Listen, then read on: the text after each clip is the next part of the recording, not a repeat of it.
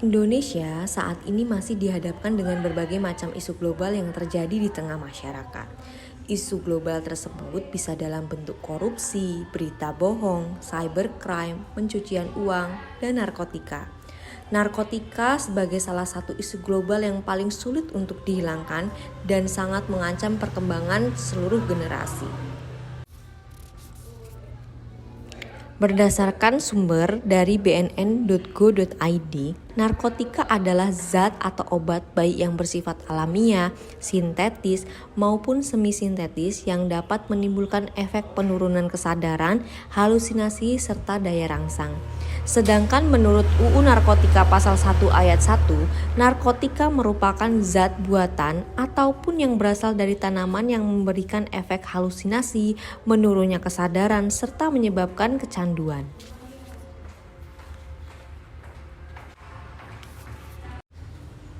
Ancaman dari para bandar dan sindikatnya untuk mengedarkan narkotika di negeri ini masih aktif dan setiap saat akan mempengaruhi generasi muda untuk menyalahgunakan narkotika.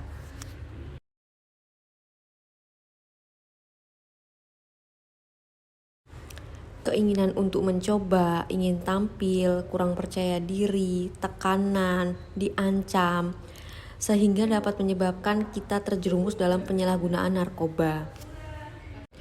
Menyalahgunakan obat dapat menghasilkan efek jangka pendek seperti perubahan nafsu makan, sulit tidur atau insomnia, peningkatan detak jantung, bicara cadel, perubahan kemampuan kognitif, rasa euforia sementara, dan kehilangan koordinasi.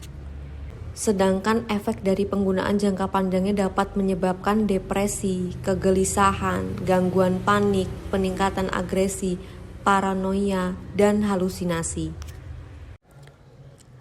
Penanggulangan terhadap peredaran gelap dan penyalahgunaan narkotika dapat ditempuh melalui berbagai strategi dan kebijakan yang kemudian dilaksanakan secara menyeluruh dan simultan oleh aparat terkait bekerja sama dengan komponen masyarakat anti narkoba.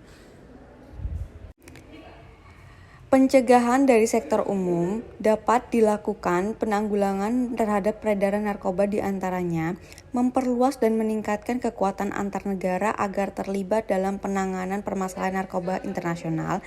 Yang kedua, meningkatkan komitmen anggota antar negara dalam segi pendanaan program serta meningkatkan peralatan dan infrastruktur yang memadai dalam pengawasan peredaran narkoba.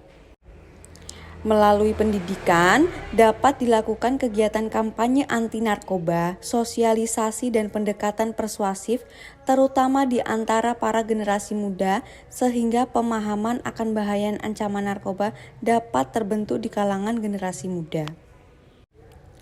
Dalam perawatan dan rehabilitasi, dapat dilakukan dengan cara mendorong negara yang belum memiliki kelompok layanan khusus agar dapat menyediakan layanan ini.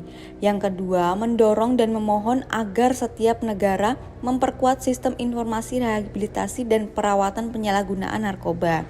Yang ketiga, mendorong semua negara untuk melibatkan keluarga dalam proses penyembuhan narkoba.